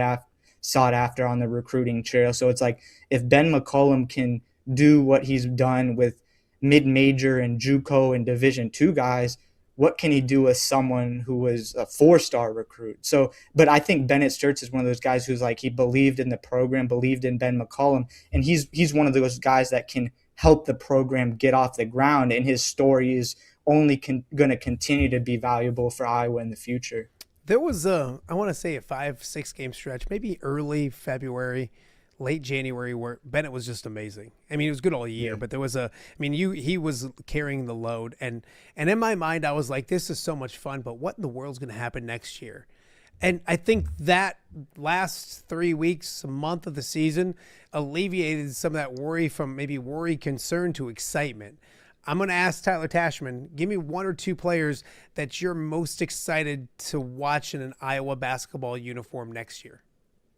Tate Sage, Cooper Koch, those are probably the 2 that really stand out in my mind. Trey Thompson, to see what he can do in his freshman season. I think the beauty of that question, though, is that like there's multiple guys. There's not just like one where you're like, oh, him for sure. Like, I think there's multiple, even like someone like a Trevin Urach who played a more limited role this season. Like, what type of jump can he make from his freshman to sophomore year? Because he has size at 6'11". He has a versatile offensive game, can really pass the ball, was a winner at West Des Moines Valley High School. So I think there's a lot of different guys. And then someone like a Cam Maniow, who played kind of like a glue guy type role, but I think he can continue to grow. And that's what we've heard from Ben McCollum, is like, the longer guys are in his system, the better they get. And it was hard to gauge that this season, because a lot of those guys didn't start at Iowa. So we unless you were a rabid Drake fan and watched all the Drake games, it was hard to see that growth from last season to this season, because you just didn't watch them. But now you get to see that growth in Ben McCollum's system from one season to the next. So I think there's a lot of different guys that I'm excited to watch. And that's also, when you talk about replacing Bennett Sturts, because that's obviously going to be a big storyline entering next season, is that Ben McCollum has, without going into too much detail, he has a track record of being able to replace point guards like Trevor Hudgens, who played for him at Northwest Missouri State, was a tremendous player. And Ben McCollum has been able to, when he loses those point guards, replace them. I think when Iowa goes into the portal, you don't need to get Bennett Sturts. You don't need to get a first-round pick. I think you just need to get a very good point guard and then surround him with an improved supporting cast from this past season, which toward the back end of the season, it did become more of a team. That's why Iowa was able to go as far as they did in the tournament, because it wasn't just the Bennett Sturts show any longer. It was guys, it was Alvaro Fulgaris stepping up. It was Tate Sage, Cooper Koch, Cale Combs, Deion Banks. It became a full team. So that kind of gives, I think, a kind of blueprint for what Iowa could look like next season. Is you probably have a really good point guard, might not be Bennett Sturts level, but the guys around them, I think, your hope is that it's going to be a more well-rounded team. Tyler, you look at this team and all the guys that you mentioned, and I'm kind of excited about, they're they're all the same mold right now. Like Coop is 6'8". Ethan Harris, the young kid coming in, the 4-star kid, 6'7", 6'8". Trey Thompson, 6'7", 6'8", 6'9", whatever he is. Tate Sage right in that area as well, maybe a little shorter, but there's those, you can tell he likes a wing and a shooter, all those kind of things. It is funny because if anybody, the most asked question Tyler Tashman's going to get, not just on Twitter and social media, but just in general is, hey, so what about this guy? Are they looking at this guy? Who are they going to get? Nobody knows right now who they're going to get. So I like playing this game. If I had to make a starting lineup for next year, I would be like portal point guard, Kale Combs, Cooper Koch, Alvaro Figueres, just as nobody's staying, everybody's staying, and then what they have now, and they may be a portal big, and then Trey Thompson and others off the bench, and it gets interesting. And Tate Sage, how do you not start him? Like, is he your 2? And so I'm going to ask you this question. Do you have a guess? Like, if you had a thought here in, what is it, March 30th, 1st or whatever, what does it look like next year for you ideally? In terms of a lineup, or yeah, I would say, I mean, the thing you're like, you're crazy. Don't ask me stupid questions, but I mean, ideally they want to get a portal point guard and a portal big, I guess is what I'm kind of getting at. What's the shopping list, maybe? Definitely point guard and big, because you saw, like, there was times this season where Iowa would just got crushed on, they just got crushed on the interior, and especially against Illinois with the rebounding battle, points in the paint.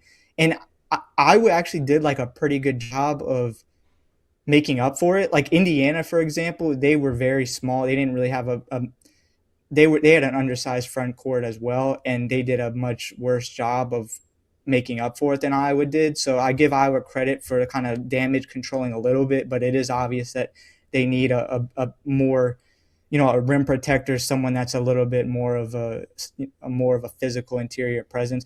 So I think, as far as your lineup question, the one thing we've learned about Ben McCollum, or not one thing, we've learned a lot of things, but one of the things we've learned is that he likes guys that he's been with for a while. And so because of that, I think, putting Cam Manning out, having him stay in the starting lineup probably makes sense, depending on what Iowa gets from the portal. But a Kale Combs, a Cooper Koch, to me, if as of when we're speaking right now, which is a long ways away from next season, I would probably put like three of my starters that I would project would be Combs, Cooper Koch, and Cam Manning. And then maybe Fulgaris in there, but he has found a little bit of a rhythm off the bench as well. So, but again, I think the beauty of it is that you have a lot of options. I personally, I would start Tate Sage because I thought he was one of Iowa's better players and scorers towards the end of the season. So,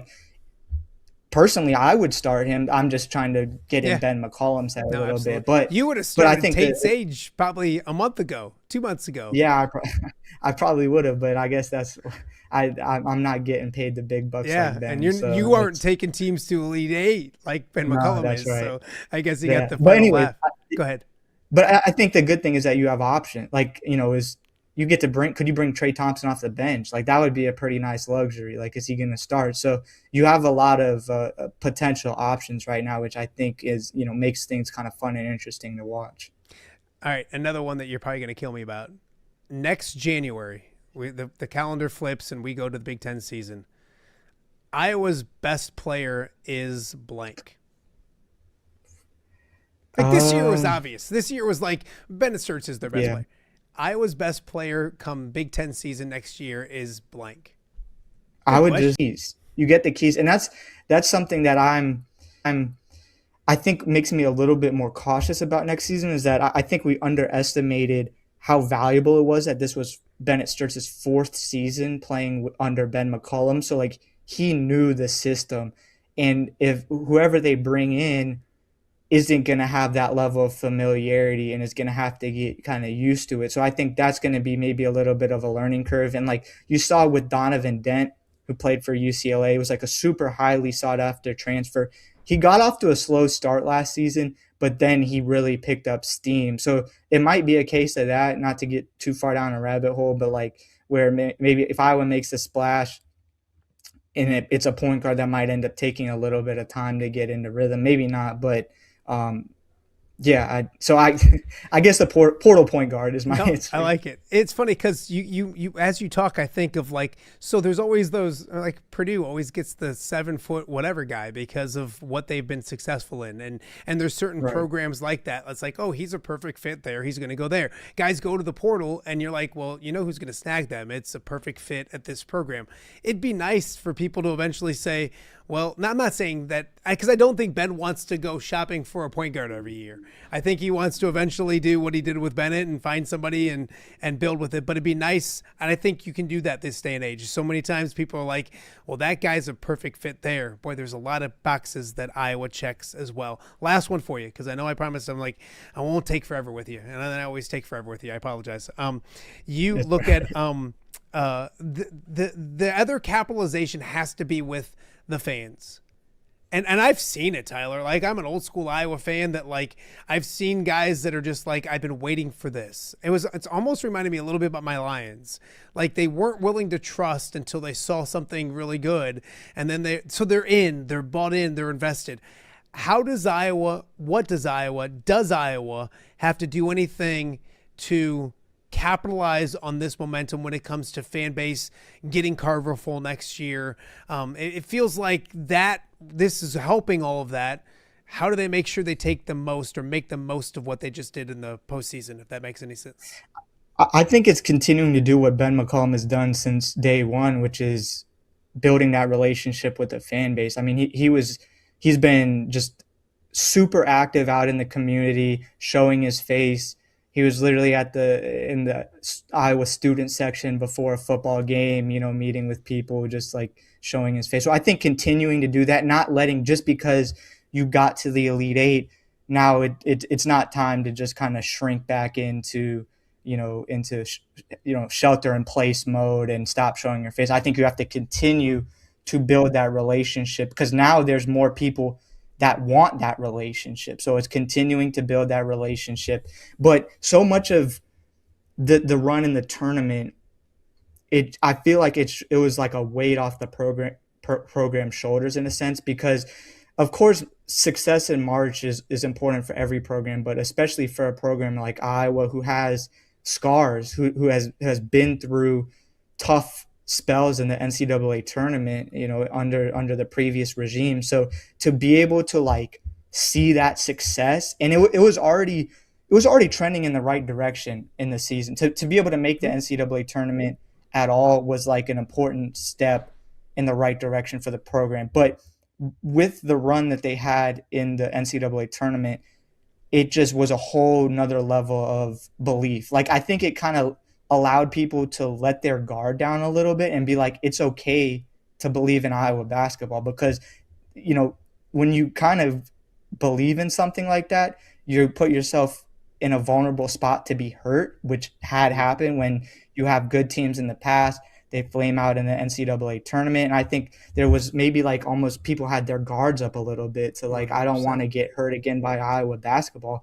And so the fact that like Iowa fans saw it happen and like this was a real thing, that Iowa got to the Elite Eight, that I think just does a world of wonders for people's excitement and buy-in to the program. And I thought I wouldn't have been shocked if this happened at some point under Ben McCollum, but like for it to happen in year one is like almost unthinkable. It's how quickly he's been able to kind of reinvigorate that belief in the program, I think is really impressive. When you're looking for an article to write in a couple months about Iowa basketball, just file this away. Not a lot of people know that. Every year that the Iowa basketball program has allowed Off the Air with Matt Randazzo to do a live show for Media Day at Carver Hawkeye, they've made it to the Elite Eight. That's a good stat. 100%. I'm just throwing it out there. If you want to do a feature story, big picture, Des Moines Register, all that kind of stuff, we'd let you do that. Tyler, I'll keep bugging you. You know I will. It's funny because I joked with him, hey, you finally get a chance to breathe. Well, no, there's football of the day, so you're gonna be doing that, and then the portal, you never know what goes on. So at least you won't be traveling the country crazy. You did a great job. Everybody check out Tyler's stuff. on social media, Des Moines Register, all that kind of stuff. And we'll catch up with you again soon. I honestly owe you more than a beer. So I owe you big time. I appreciate everything you've done for us, and we'll catch up soon. Yeah, thanks for having me on again. All right. That is Tyler Tashman from the Des Moines Register. Some great points, and you really want to focus on capturing that excitement and moving it forward. And I think not just basketball-wise, but fan-wise. Like, I think they're in a trusting relationship again, which is fun to see for the University of Iowa. We got more to get to. It's OTA on a Tuesday. We'll be right back. Hello, Dan Pearson here of FCA. Our team is thrilled to support Off the Air with our good friend Matt Randazzo. We share the view of the power of sport when it comes to relationships, including the influence of the coach. FCA believes the coach is the most influential person in America. Matt celebrates local coaches and athletes. His content is informational, insightful, and inspirational. Our Fellowship of Christian Athlete team loves partnering with Off the Air with Matt Randazzo while we engage, equip, and empower coaches and athletes in our 23 counties. FCA, the heart and soul in sports. View from the West, the podcast covering Illinois high school football. It's going to be a hard-hitting game. It's going to be great football. Weekly analysis and reaction from around the western side of the state of Illinois. This is the game we had circled when the year started. Follow along on YouTube and subscribe wherever you listen to podcasts. It's big-time football out there tonight, and I know we can play big-time football. View from the West. We got you covered.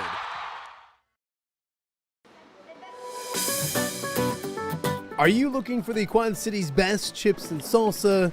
There's only one dude to turn to. Right on. Snoop.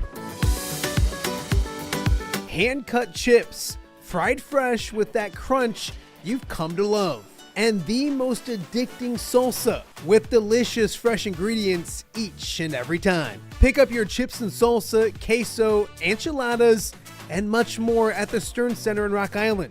To place your order, simply call the man himself. It's Snoop at 309-314-8197 and find out for yourself what the rest of the Quad Cities already loves.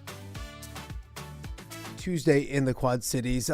Yesterday, surprising news from the world of college basketball in the state of Iowa. Ben Jacobsen at UNI for 20 years and had great success there. Officially leaving, taking a job at Utah State, a program now going to the Big 12 next year. Great program, great facilities, all those kind of things. Surprising to many, though, because Ben has had offers. He's been a wanted commodity, but he's been a fixture in Cedar Falls. So I want to talk more about what that man meant, not just to basketball in Cedar Falls, but to the UNI community. So I made a phone call, and here's our good friend, Tytan Anderson, former Northern Iowa standout, just graduated last year, former North Scott standout. You're in Belgium, my friend. How are you? I'm good. I'm blessed. I mean, every day is a blessing out here, and just being able to play basketball is a blessing. All right, I can't bury the lead. We'll talk about Ben in a second. You're in Belgium. Talk about the league you're playing in, life in Belgium, all of those kind of things as we catch up a little bit with you. I'm playing in the BNXT league, so it's a pretty good rookie league, and playing against some guys that I've played against maybe growing up or in college. So it's a great opportunity, and I'm liking life in Belgium so far. You mentioned that there's familiarity with people there, but you're in Belgium. What's the biggest difference about being in Belgium than the United States, or heck, let's be honest, Iowa? What's the biggest difference on where you're at right now? A little bit bigger of a city. I mean, I'm used to Iowa, where there's farmland around my house. There's not too many people, but here I think there's more students than people in my hometown back at home. So yeah, it's crazy. Any language is Dutch? You gonna anything? Are you got any words? Are you learning the language, or are you just surviving? I'm just surviving. Dutch is a hard language to learn.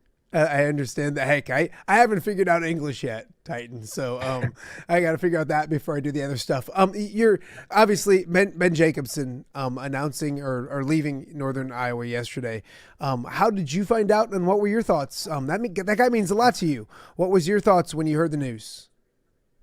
Yeah, so how I found out was I woke up and people were sending me different messages, different I think they tweeted out something first, and yeah, they were just asking, is this real? Is this true? Like, people couldn't believe it. And yeah, I didn't believe it until yeah, he shot me a call yesterday about an hour before he did his press conference, and he was just telling me the news and just a little bit about the situation, and yeah, so me and Coach Jake are really close. Yeah, you look at it, and he's been there for so long.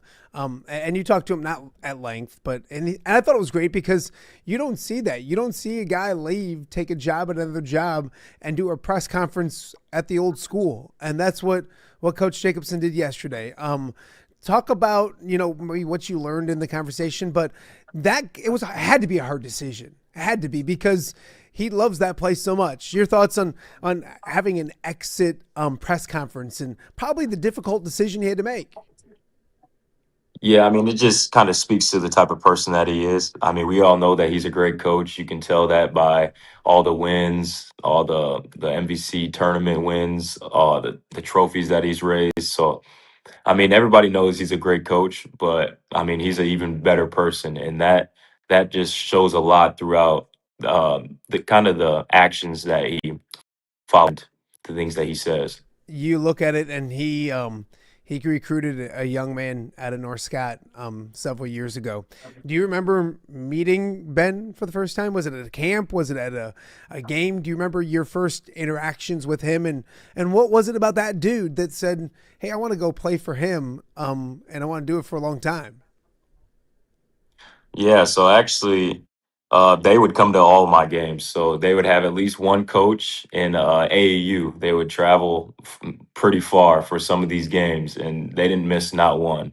So, yeah, just it's always been, it's always felt like family. Just knowing that they're going to be there watching me. They're set on me as a player and me as a person, even when I wasn't the player that I am today. I know that the X's and O's and fit and all that kind of stuff are important. You mentioned coach as the man. Can you talk about that? When did you realize that's the guy you wanted to go play for? Not just on the basketball court, but off the court as well. And what is it about that guy that makes him special, not just to you, but to so many former players, current players, all those kind of things? I mean, he's special to me just because he takes chances and he kind of knows a person, and it truly is something special just because I mean, throughout the years he's always put trust in me as a player, me as a person, just knowing that I'm going to do the right thing, and yeah, that relationship just blossomed, and that trust just was something that kept me there for that fifth year for sure. Tytan Anderson, former North Scott and Northern Iowa standout, joining us right now and off there with Matt Randazzo. Tytan, you look at it, and he's had opportunities. I know this from covering this state for as long as he's been there. He averaged 20 victories a season. He was a wanted commodity. Why do you feel this is the time that it was? And he mentioned it a little bit, but why is this the time to maybe take a chance and try something different? Yeah, I mean, I think it's the right timing. I mean, it lines up perfectly. It makes sense, and kids are graduated. They're no longer at Cedar Falls. Um, and yeah, in the past he had to worry about that, but now he's worried about a new opportunity and just kind of leaving the place and leaving the place that he called home for so long. And yeah, he doesn't have much time left. And yeah, we talked about it. Yeah, he's got however many years coaching left, so he's gonna use those how he best sees it. If there's somebody from Utah State watching this show, God bless them first off, what would you tell them they're getting in a basketball coach when it comes to not just the like I said, the on the court guy, but even the guy in the community? What's Utah State getting in Coach Jacobsen?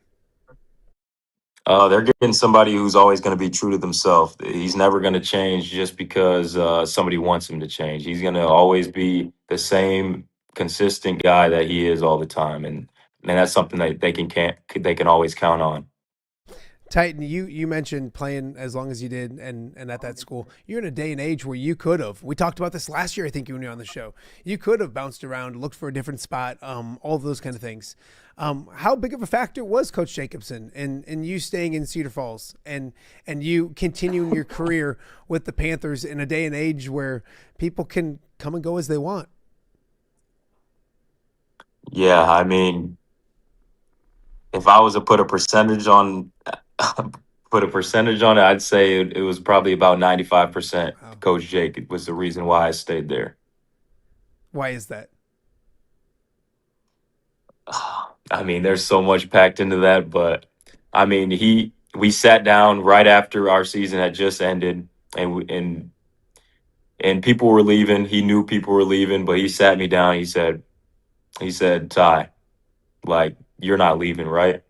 And it hit me because I wasn't even thinking about leaving yet. I hadn't even thought about it. These changes to the NIL and stuff like that had just begun, so it was a time where you had to talk about it earlier of your plans for next season. And I sat there and I said, Coach, I'm not leaving. Like, I want to be a Panther, and he said that he's going to get a team. He's going to make a team that that's going to do something the next year and have a chance. So I believed in him and trusted him, and that's exactly the type of team that we had this past year. Another tough question for you. What will his legacy be at Northern Iowa? 20 years, so much success, five NCAA tournaments, Sweet 16s, stuff like that. What will his legacy in 20 years be at Cedar Falls at Northern Iowa University? I mean, it's standing tall. There's not many that are going to be able to compare to what he's done, but they can only add to it, and he'll be the first to tell you that the legacy is built from people that are before and after. So it's not just him. He'll even tell you that it was years before, building onto it, people motivating him. And just that special legacy is built within the community as well. So we'll need them as well. You will no doubt be watching what Coach Jake does at Utah State, but you're a Panther. Your thoughts on what's next at Northern Iowa, and obviously he leaves it in a good position. The way he left is awesome. Like I mentioned, most coaches don't do exit press conferences at one place before they go to the other one. That shows how much he feels and means for that community. What's next at Northern Iowa? Because you're a Panther as well. What would you like to see happen as a former player? Well, I know that they're going to make a great decision. I mean, we have a great AD.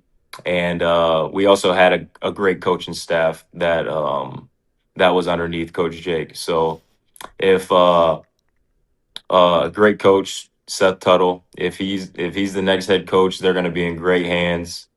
I mean, you just see it year after year that he does a great job, and he'll have a great team no matter what happens. They'll be great. Love it. A few more for Tytan Anderson before I let him go on his beautiful Belgium day. Over in Belgium, I want to talk a little more about you. Over in Belgium, is there anything different what's the most different thing about where you're at right now? Obviously, the language is different. Is it food?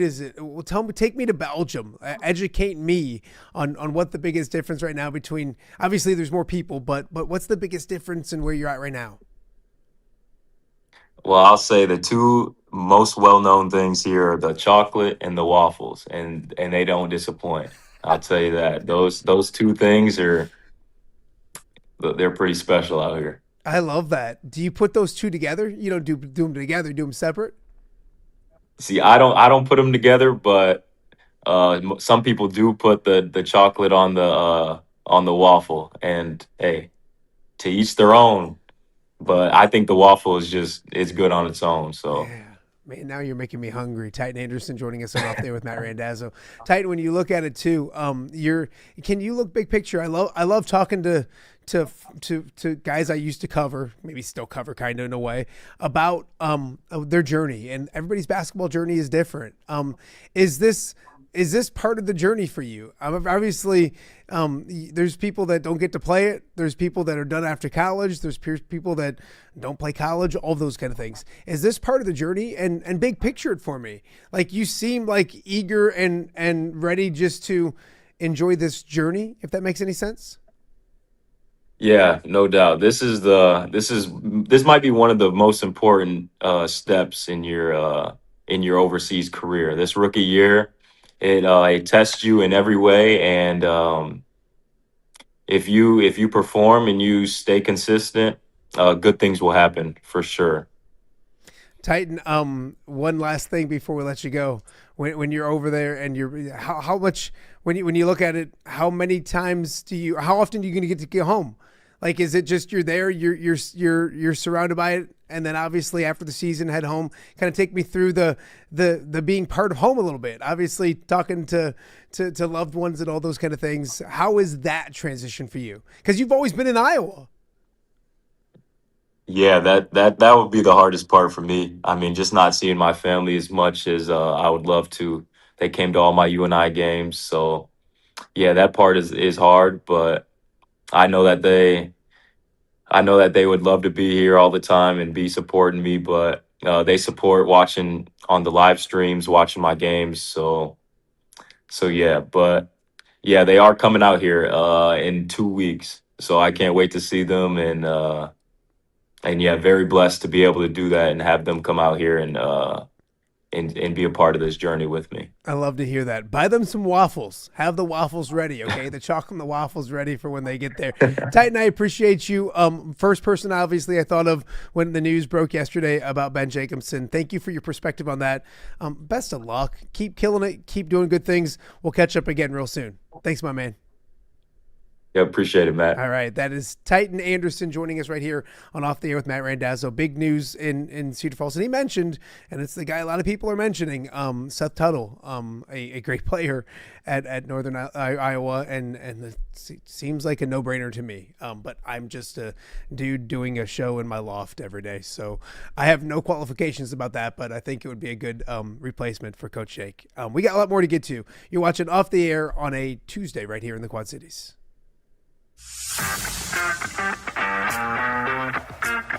Are you looking to take your next party, tailgate, or golf outing to the next level? You need mobile party experience. MPX features 3 top-of-the-line party trailers equipped with all the amenities you need to party like a rock star. Smart TVs, Yeti coolers, JBL sound systems, grills, bathrooms, and much more. Mobile party experience is an experience like no other. Check out my-mpx.com or call 563-514-1470 and book your mobile party experience today. Welcome back to Off Day with Matt Randazzo here on a Tuesday in the Quad Cities. The storm is finally done. We got big news. I survived. I'm not kidding you. At one point, there was a lightning strike out here that had sparks coming out of my TV over there. I don't know how this thing stayed on. I think it did. Great viewership today. Thank you guys all for watching. We appreciate that so much. The chat was great as well, but I'm feeling pretty good about myself because we somehow survived. Maybe a few bumps along the road, but the spring weather, it feels like storms and all those kind of things as well. So again, it's been a fun show. If you missed any of it, go check some of it back out. Kyle Huesmann in the ever-changing world of college athletics and the transfer portal, 3 players in the portal for the University of Iowa, including Addie Deal. He broke it down and kind of gave his perspective and maybe now what Iowa looks for in the portal, because they were probably looking at backups or role players, and now they probably have a starting spot. They probably have at least one. So see how they attack the portal coming up. April 7th, although it feels like the portal's already open and stuff's already going on. So anyways, Kyle Huesmann, JR Koch, great to catch up with a former Hawkeye standout, Cooper Koch's dad, about the magic that was this Elite Eight run. Tyler Tashman was awesome as well. And then how about Tytan Anderson? A big change at Northern Iowa after 20 years. Ben Jacobsen leaves yesterday, goes to Utah State. We got Titan's perspective of what he got from Ben, how much he loves Ben, but then also what he expects maybe moving forward. Didn't give an endorsement, but the name of Tuttle keeps coming up, and I think it's a home run if they went that direction as well. So also really cool to hear about Belgium and his professional career.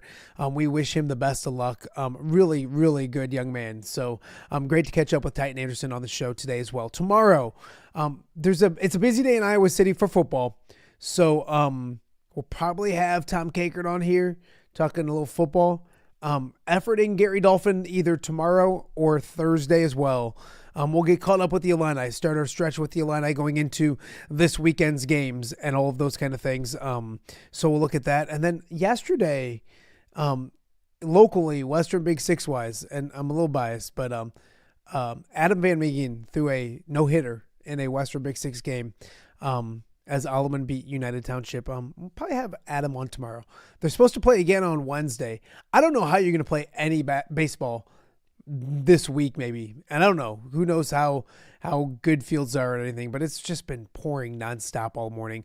It's supposed to lighten up now, all those kind of things, but hopefully they can get some baseball and softball and spring sports in this week, because the forecast here in the Quad Cities doesn't look great when it comes to some dry hours, kind of a lot of rain coming our way, I believe, over the next several days. So thank you guys for watching. We really do appreciate it. Thank you to all of our sponsors for supporting the show and allowing us to do this goofy little thing each and every weekday at 10 a.m. We survived the weather and the electricity and all of those kind of things. And we will be back with another episode coming up tomorrow. We'll see you then.